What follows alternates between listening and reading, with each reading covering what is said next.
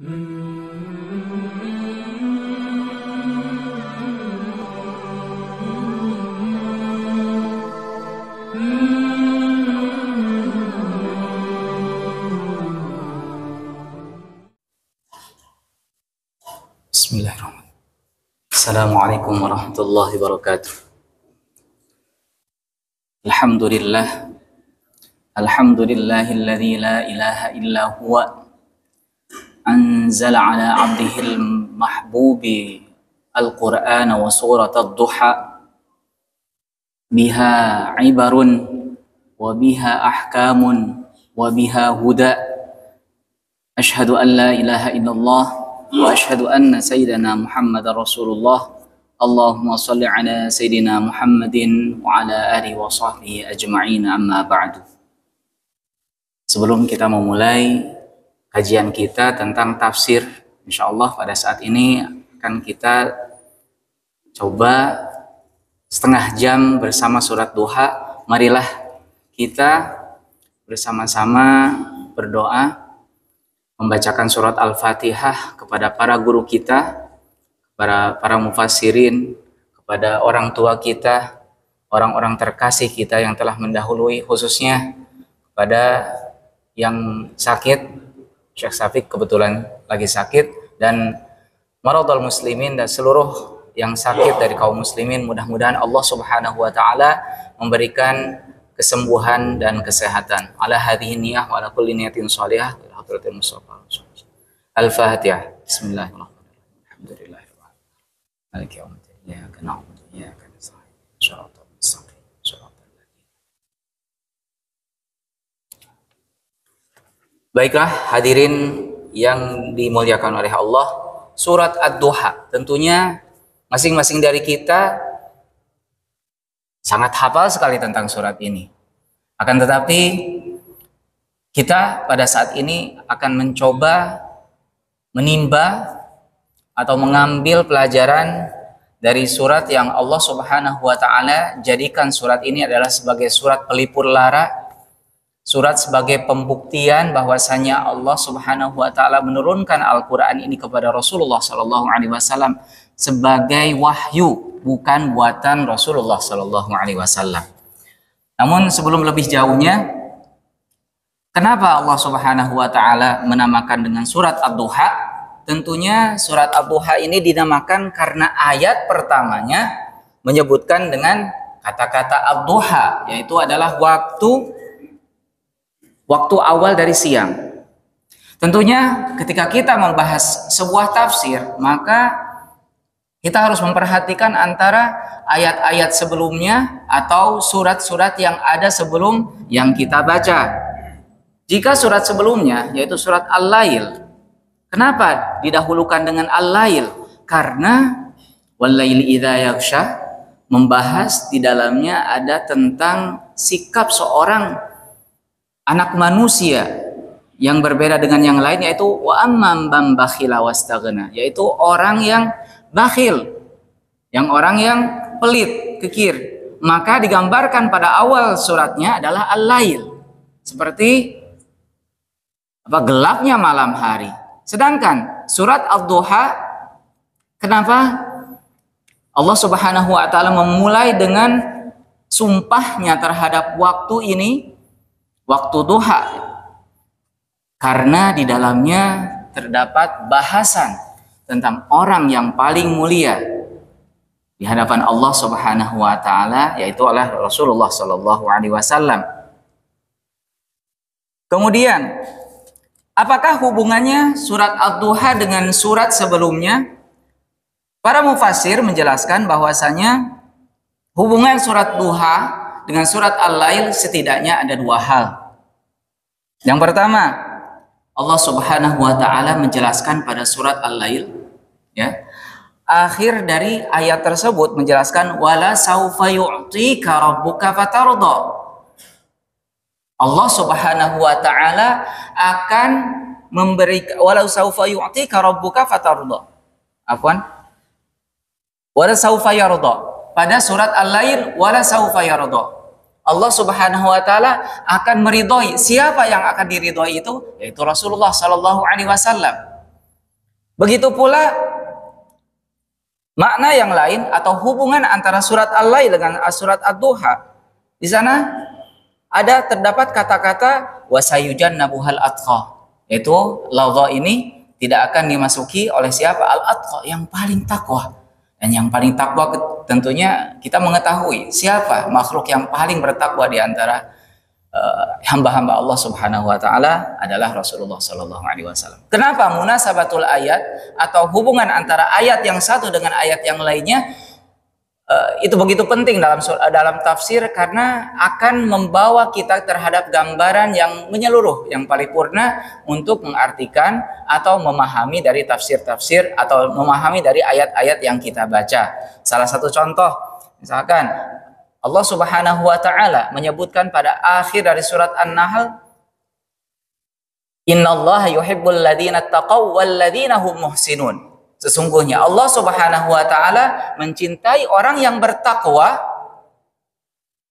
malladzina taqaw, bersama orang yang bertakwa, walladzina hum yuhsinun, dan mereka yang berbuat baik.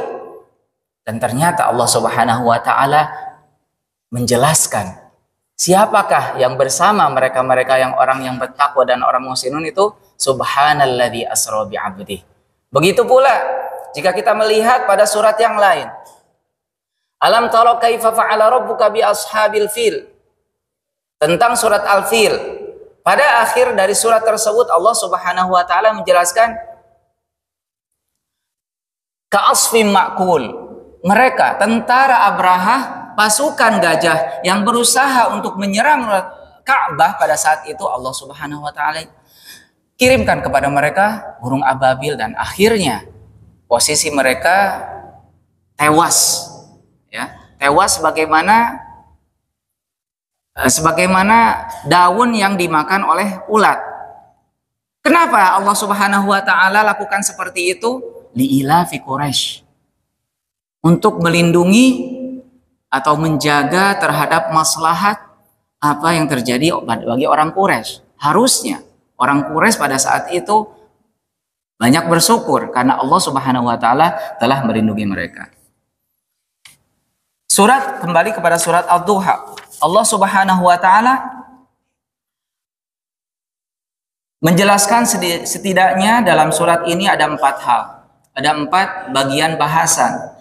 Yang pertama, bahwasanya dalam surat Ad-Duha yang kita kenal bahwasanya memiliki 11 ayat itu, dan surat ini tentunya surat Makkiyah. Surat yang diturunkan pada periode Makkah, yang sebagian besarnya membahas tentang masalah keimanan dan tidak masalah keimanan dan juga membahas tentang masalah akhlak. Dan biasanya untuk surat Makkiyah itu tidak membahas masalah hukum. Apa saja yang dibahas dalam surat Ad-Duha itu? Allah Subhanahu wa taala memulai dengan al-qasam al-ilahi. Di sini ada sumpah yang Allah Subhanahu wa taala kemukakan kepada manusia mengenai waktu. Betapa pentingnya waktu bagi seorang muslim. Waktu bisa membuat kita menjadi mulia, tapi waktu bisa membuat kita menjadi binasa. Dan waktu ini, terutama waktu luang, adalah salah satu di antara 2 nikmat yang Allah Subhanahu wa taala berikan yang banyak dilupakan oleh orang. Yang lain di antaranya as-sihat. Yang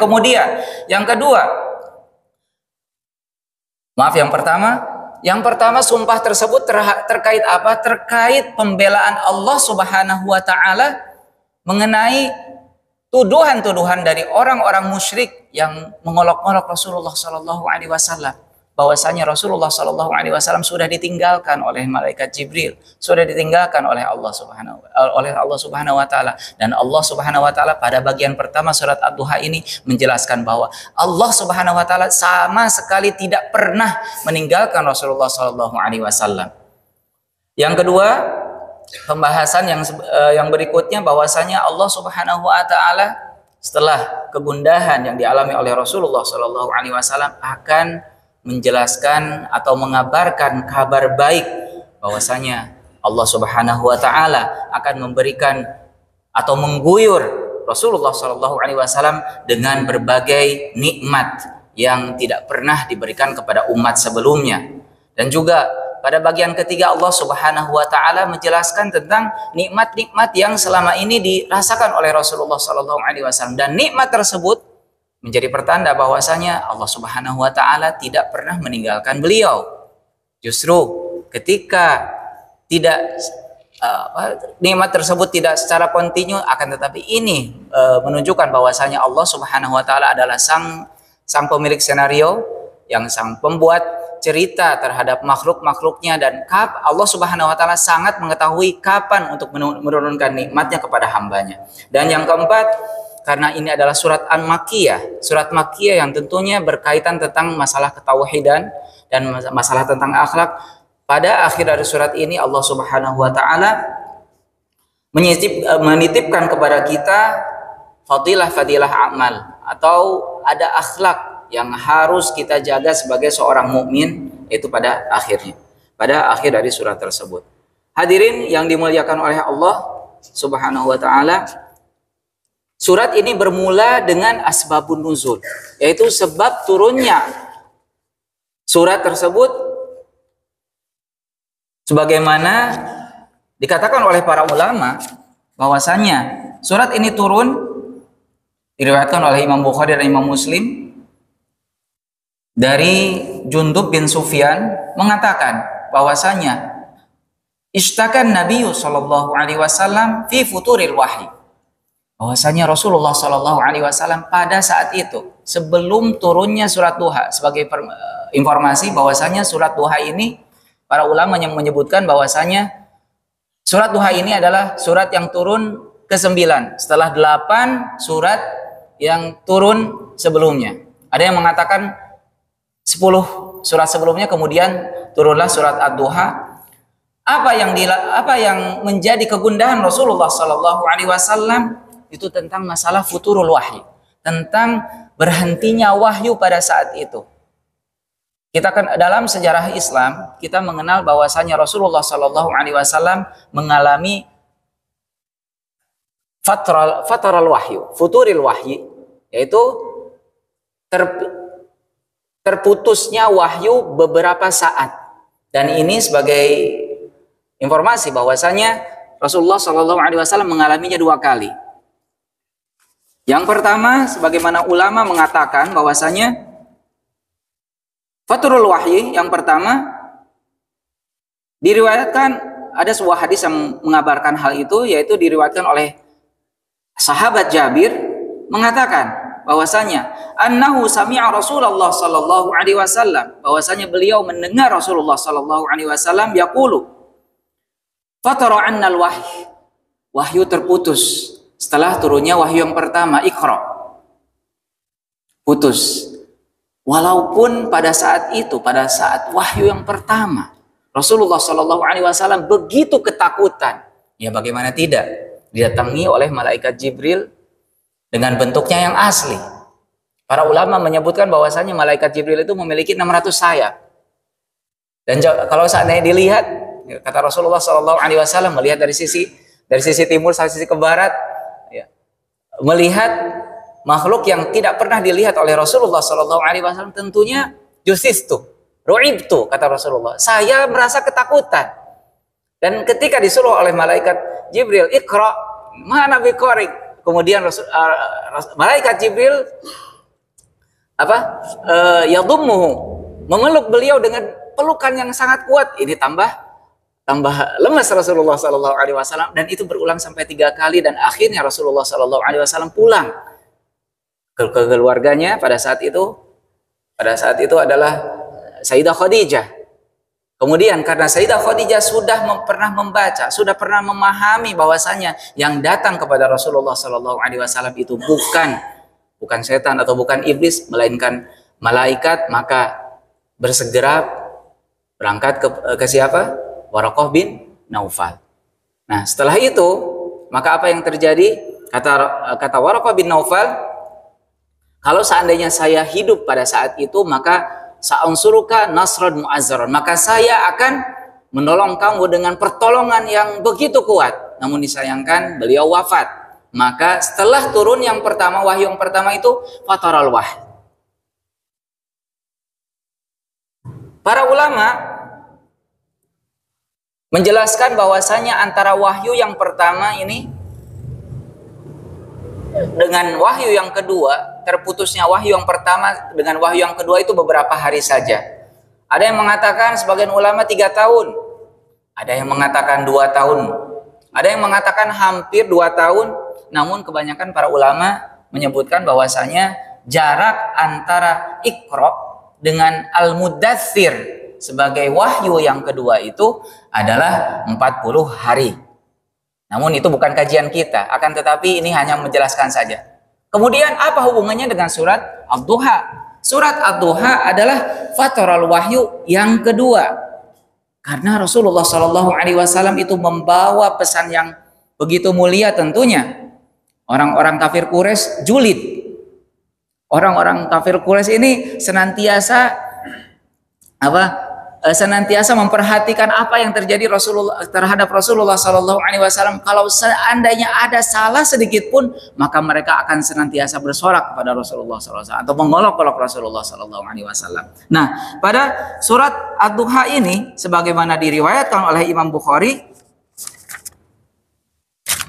mengatakan bahwasanya ishtaka an-nabi sallallahu alaihi wasallam fi futuril wahyi yang kedua, bahwasanya Rasulullah sallallahu alaihi wasallam merasa gundah karena ditinggalkan oleh malaikat Jibril dan tidak datang.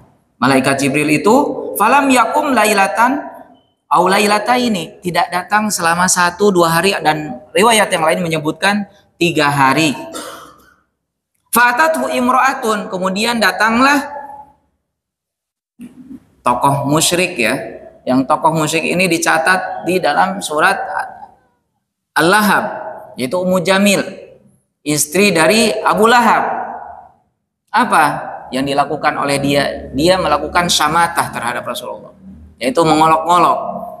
Apa yang dia katakan? Naudzubillah ya, kata-katanya tidak pantas. Yang kata-kata tidak pantas kepada Rasulullah SAW, mengatakan bahwasanya kiranya bahwa kamu itu sudah ditinggalkan oleh menurut dia ya, menurut itu setannya kamu itu sudah meninggalkan. Karena apa? Karena dia begitu iri terhadap Rasulullah Sallallahu Alaihi Wasallam. Tentunya dengan mendengar seperti ini, Rasulullah Sallallahu Alaihi Wasallam makin sedih. Kemudian ditambahkan lagi ada riwayat lain mengatakan bahwasanya dari Jundub juga mengatakan abta'a Jibrilu ala Nabi sallallahu alaihi wasallam. Malaikat Jibril tidak mengunjungi Rasulullah sallallahu alaihi wasallam. Faqala musyrikun, maka orang-orang musyrik mereka memperolok Rasulullah sallallahu alaihi wasallam, qad wadda'a Muhammadan, qad wuddi'a Muhammadun. Rasulullah sallallahu alaihi wasallam telah benar-benar diputuskan. Bukan meninggalkan lagi, tapi telah diputuskan, sebagaimana orang yang memutuskan silaturahmi gitu. Dengan kata-kata wadda'a, bukan wada'a. Kalau wada'a dengan bimakna taroka atau meninggalkan saja. Fanazalat, maka turunlah pada saat itu surat Ad-Duha. Tapi Ibnu Jarir mengatakan, atau Hafidz Ibnu Hajar juga meriwayatkan dalam sebuah hadis mursal bahwasanya kata-kata berikut juga, sebuah kata-kata simpati yang muncul dari Sayyidah Khadijah ketika melihat Rasulullah Shallallahu Alaihi Wasallam begitu kangen terhadap malaikat Jibril, begitu kangen terhadap wahyu yang sempat terputus 2 atau 3 hari tersebut. Maka Sayyidah Khadijah bersimpati dengan mengucapkan ma'ara rabbuka illa qad qalaka. Saya tidak berpendapat dan saya tidak melihat kecuali Allah Subhanahu wa taala mungkin marah sama engkau wahai Rasulullah Sallallahu Alaihi Wasallam. Tapi kendati pun demikian, kendati pun intimidasi atau pengolok-olokan dari kaum musyrikin terhadap Rasulullah Sallallahu Alaihi Wasallam, terhadap kondisi wahyu yang tidak datang beberapa hari itu, Allah Subhanahu Wa Taala telah menyiapkan sesuatu yang luar biasa untuk Rasulullah Sallallahu Alaihi Wasallam. Ya. Pada sababun nuzul yang berikutnya mengatakan bahwasanya dari Abdullah bin Abbas mengatakan ayat walal akhiratu khairul laka minal ula, itu bahwasanya Rasulullah Shallallahu Alaihi Wasallam bersabda urido alayya, ditampakkan bagiku ma huwa maftuhun li ummati, segala sesuatu yang terbuka bagi umatku ba'di. Jadi Rasulullah Shallallahu Alaihi Wasallam sudah ditampakkan terhadap nikmat-nikmat perkembangan juga umat di kemudian hari sampai sekarang sampai yaumul qiyamah itu sudah ditampakkan. Karena menurut kajian ulumul Quran bahwasanya Rasulullah Shallallahu Alaihi Wasallam cara wahyu turun kepada Rasulullah itu bermacam-macam. Ada disebutkan setidaknya 5. Yang pertama, yang paling susah, yang paling berat diterima oleh Rasulullah Sallallahu Alaihi Wasallam ketika wahyu itu datang kasal salatil jaras, seperti gemerincing lonceng yang datang kepada beliau, dan itu memberatkan. Dan sampai kata Sayyidah Aisyah, ya, diriwayatkan oleh Sayyidah Aisyah ketika bertanya kepada Rasulullah, apa yang paling berat? Wahyu seperti apa yang datang kepada engkau yang paling berat wahai Rasulullah? Ya ketika datang seperti lonceng, maka beliau itu sampai seolah-olah dalam kondisi mati. Bahkan dalam sebuah hadis dikatakan hatta yaghit. Yaghit itu seperti mengorok karena apa? Karena Rasulullah SAW dipaksa untuk masuk ke dunia malaikat. Sedangkan beliau adalah bashar, sedangkan beliau komposisinya sebagai manusia yang sengaja, yang dipaksakan pada saat itu untuk masuk menjadi ke alam malaikat Jibril, itu yang paling berat. Kemudian ada wahyu yang disampaikan kepada Rasulullah Sallallahu Alaihi Wasallam melalui tidur, dan mimpi-mimpi para nabi itu semuanya adalah yakin. Jadi tidak ada yang diragukan. Mereka yakin bahwasanya beliau itu yakin bahwasanya apa yang dilihat itu adalah benar dari Allah Subhanahu wa taala. Maka tidak benar kalau seandainya ada pendapat bahwasanya Nabi Ibrahim itu pada hari ke-8 itu yaumut tarwiyah itu dikatakan yaumut taraddud atau hari yang ragu-ragu. Tidak. Seorang nabi tidak pernah ragu itu bahwasanya itu dari Allah Subhanahu wa taala. Yang ragu-ragu itu apa? Bukan ragu-ragu mengenai wahyu, akan tetapi ragu-ragu bagaimana cara saya untuk menyembelih anak ananda saya. Itu yang dipikirkan oleh Nabi Ibrahim. Kemudian yang ketiga, kadang wahyu itu muncul dengan tiupan dari malaikat Jibril kepada apa? Kepada akal dan juga hati Rasulullah Sallallahu Alaihi Wasallam. Nufikha ruhul qudusi ala ru'i. Ru'i yaitu akal dan hati Rasulullah Sallallahu Alaihi Wasallam sehingga menerima wahyu tersebut. Yang keempat, yang paling nyaman oleh Rasulullah Sallallahu Alaihi Wasallam itu diterima, sebagaimana yang diungkapkan oleh Imam Suyuti di Al-Itqan fi Ulumil Quran itu bahwasanya ketika wahyu datang melalui malaikat Jibril, dan malaikat Jibril menyerupai sebagai manusia yang biasanya mirip salah satu sahabat Dihya Al-Kalbi itu yang paling nyaman bagi Rasulullah Sallallahu Alaihi Wasallam. Namun ada juga cara yang kelima, yaitu dengan langsung berbicara dengan Allah Subhanahu Wa Taala tanpa perantara, sebagaimana yang terjadi di Sidratil Muntaha, dan juga kadang ada wahyu yang datang kepada beliau melalui mimpinya. Ya.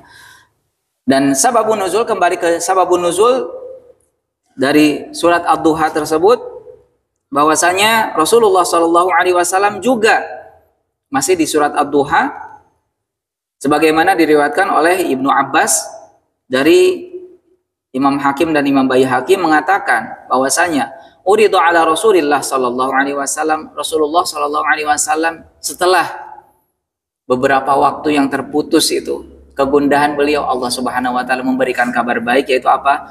Ma huwa maftuhun ala ummati kafron, ya, bahwasanya Rasulullah Shallallahu Alaihi Wasallam diberikan nikmat, yaitu diberikan nikmat yang seluas-luasnya. Wala saufa yu'tika rabbuka fatardha. Ada dalam beberapa riwayat yang menyebutkan bahwasanya wala saufa yu'tika rabbuka fatardha, ketika Allah Subhanahu Wa Taala menyebutkan riwayat tersebut sebagaimana diriwayatkan oleh Imam Muslim, wala saufa yu'tika rabbuka fatardha, Allah Subhanahu wa taala akan memberikan kepada engkau dan engkau akan ridhoi. Dan Rasulullah sallallahu alaihi wasallam meminta kepada Allah, la arda wa wahidu min ummati finnari. Saya tidak akan ridha wahai Allah sedangkan salah satu dari umatku pun yang ada di neraka. Itu riwayatnya dari Imam Baihaqi di Syu'abul Iman, ya. Hadirin yang dimuliakan oleh Allah,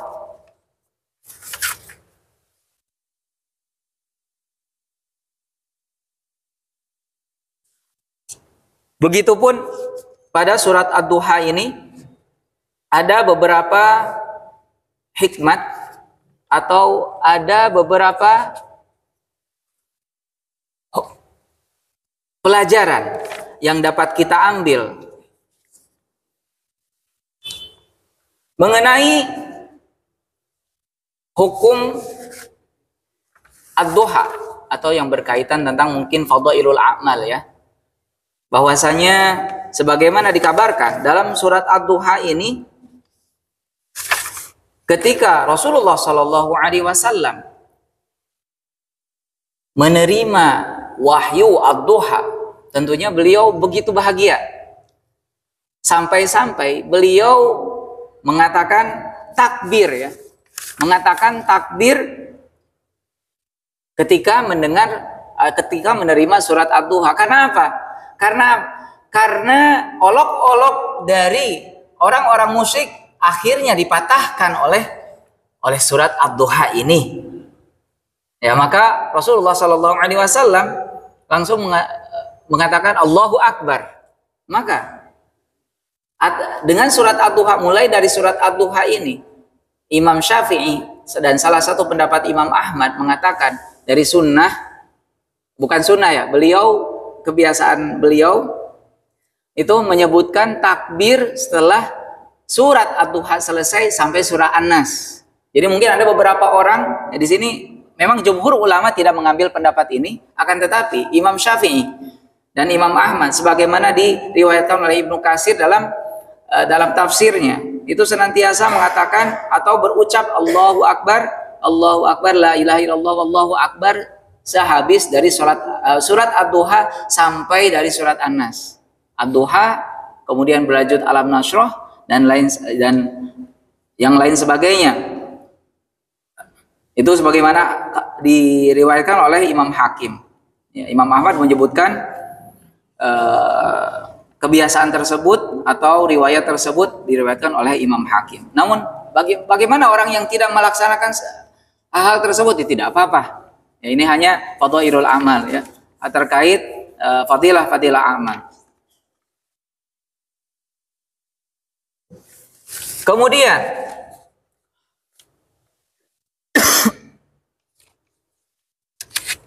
dalam surat Ad-Duha pun di sini Allah Subhanahu wa taala memberikan pelajaran kepada kita bahwasanya ada karakter-karakter orang mukmin yang harus dijaga oleh kita, yaitu setidaknya ada 3. Pada akhir dari surat Ad-Duha, Allah Subhanahu wa taala menyebutkan, setelah Allah Subhanahu wa taala menyebutkan nikmat-nikmat kepada Rasulullah sallallahu alaihi wasallam, walau saufa yu'tika rabbuka fatardo, itu nikmat yang pertama, keridhaan dari Allah Subhanahu wa taala. Yang kedua, alam yajidka yatiman fa'awa, yaitu tentang nikmat-nikmat Rasulullah sallallahu alaihi wasallam. Allah menyebutkan nikmat-nikmat yang telah Rasulullah sallallahu alaihi wasallam rasakan pada zaman dulu, yaitu Rasulullah alam yajidka yatiman fa'awa. Allah Subhanahu wa taala menemukan atau Allah Subhanahu wa taala menjadikan perjalanan hidup Rasulullah SAW dimulai dari keyatiman. Kemudian fa'awa, maka Allah Subhanahu wa taala berikutnya melindungi beliau ya, dengan perlindungan dari mulai ibunya, kemudian kakeknya dan pamannya dan seterusnya. Itu adalah tanda-tanda kenikmatan. Dan juga wajadaka dhalan fahada, ini yang patut diperhatikan, bahwasanya beberapa orang banyak yang menganggap bahwasanya dhalan di sini diartikan adalah sebagai kesesatan. Ternyata dalam bahasa Arab, dhalan itu adalah termasuk polisemi, dalam artian sebuah kata yang memiliki makna yang banyak. Salah satu contoh dalam kata bahasa Indonesia yang memiliki banyak makna itu adalah kata bisa. Bisa itu bisa berarti apa? Bisa berarti racun yang dimiliki oleh ular. Tapi bisa juga memiliki arti dapat. Begitu pula dhalan. Dhalan tidak selamanya diartikan ba'idun anil hidayah, jauh dari hidayah. Tapi setidaknya ulama menyebutkan di sini ada 4 ya. Yang pertama, dhalan adalah sesat. Sesat sebagaimana yang ada dalam dalam kebiasaan ketika kita mendengar dhalan, oh berarti itu sesat. Yang kedua adalah nisyan, adalah lupa. Dan juga diantaranya adalah dhalan bimakna syiddatul hub. Begitu mencintai, salah satu contohnya. Ya, salah satu contohnya ketika Nabi Yakub dalam surat Yusuf dikatakan inna abana lafi dhalalim mubin. Yang dikatakan di sana itu bukan Nabi Yakub sesat dari agama, bukan. Akan tetapi karena begitu cintanya kepada Nabi Yusuf, maka seolah-olah pada akhirnya tidak bersikap adil terhadap anak-anak yang lain. Namun para mufasir menjelaskan bahwasanya dhal yang terjadi pada Rasulullah sallallahu alaihi wasallam, wajadaka dhalan fahada, di sini bahwasanya Rasulullah karena begitu cintanya terhadap Allah, maka beliau senantiasa menyepi, senantiasa tahanus, senantiasa ibadah. Akan tetapi di sini Rasulullah SAW tidak karena sebelum kenabian beliau tidak memahami syariat-syariat yang Allah Subhanahu wa taala tetapkan, maka ketika menjadi nabi Allah Subhanahu wa taala wajadaka dhalan fahada. Engkau adalah orang yang akan dhalan pada makna yang lain adalah sebagai pemberi hidayah. Tidak ada yang pantas lagi menunjukkan kepada hidayah adalah kecuali engkau, maka saya jadikan engkau penunjuk hidayah bagi agama Allah Subhanahu wa taala. Wajadaka dhalan fahada, wajadaka ailan fa'aghna. Dulu kala sebelum mengenal atau sebelum mengenal Sayyidah Khadijah, Rasulullah SAW dilahirkan atau ada dalam lingkungan yang miskin. Akan tetapi Allah Subhanahu wa taala memberikan nikmat yang begitu besar sehingga Rasulullah SAW dicukupkan dengan Sayyidah Khadijah, dengan Sayyidina Abu Bakar ketika di Mekah, dengan ghanimah yang beliau terima pada saat periode Madinah. Namun tidak berhenti di sana saja, tidak berhenti dengan menyebut tentang nikmat-nikmat yang diterima oleh Rasulullah SAW. Pada akhir surat Allah Subhanahu wa taala menyebutkan fa'ammal yatima fala taqhar. Di sini karakter seorang mukmin yang Allah Subhanahu wa taala menurunkan ayat ini menjadi surat Makkiyah. Tentunya di samping keimanan kita, akan tetapi ada hal yang lain yang harus menjadi identitas kita, yaitu akhlak. Yang pertama, Allah Subhanahu wa taala menyebutkan wa ammal yatima fala taqhar. Kepada orang yatim engkau janganlah semena-mena. Fala tastadilluhu, engkau jangan pernah hinakan mereka. Wa tastad'ifuhu, membuat mereka seolah-olah mereka lemah. Ya bi'akhdi malihi, dengan mengambil harta mereka, mengelola dengan yang tidak pantas ya. Mungkin kalau zaman sekarang contoh begitu banyak. Ya, tentang anak yatim.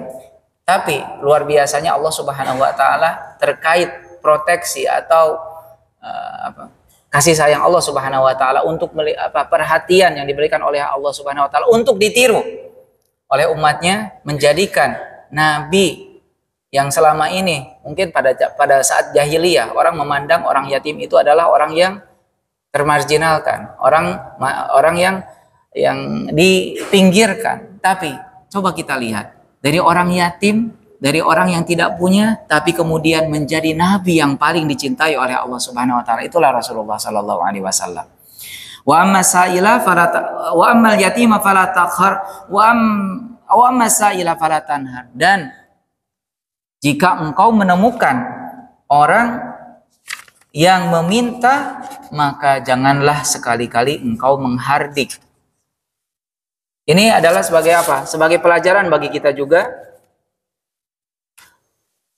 Mungkin jadi sebuah pertanyaan seperti ini. Bagaimana kalau seandainya kita melihat orang yang meminta itu ternyata menaiki kendaraan yang mewah. Ternyata orang yang meminta tersebut ya sebenarnya kurang pantas untuk apa? Jadi tidak pantas untuk meminta-minta. Yang itu adalah sebagai simbol keimanan. Ini mungkin jadi ujian bagi kita, ujian keimanan bagi kita. Apakah kita mampu melaksanakan apa yang diperintahkan oleh Allah? Namun kami pernah suatu saat ketika kami mengaji Sahih Bukhari di Al Azhar itu di sana, dan juga menjelaskan bahwasanya ketika wa masaila fala tanhar, maksudnya di sini jika kita tidak mampu untuk memberikan apa yang ia minta, maka setidaknya tidak untuk menghardik. Ya, setidaknya ya mungkin disenyumi saja, nah, tapi tidak berkata dengan kata-kata kasar. Ya wa masailah fala tanhar. Untuk hadisnya, salah satu yang hadis di sini mungkin kami akan sedikit bacakan. Hadis yang diriwayatkan oleh Imam Malik di Muwatta, utusaila wa in ja'ala farasin. Rasulullah SAW menyebutkan kepada kita untuk senantiasa memberikan kepada mereka yang meminta-minta, wa in ja'ala farasin. Walaupun orang tersebut yang meminta-minta itu menaiki faras atau kuda yang mahal pada saat itu, karena memang harta yang paling, salah satu harta yang paling mahal pada saat itu adalah kuda, ya kuda perang.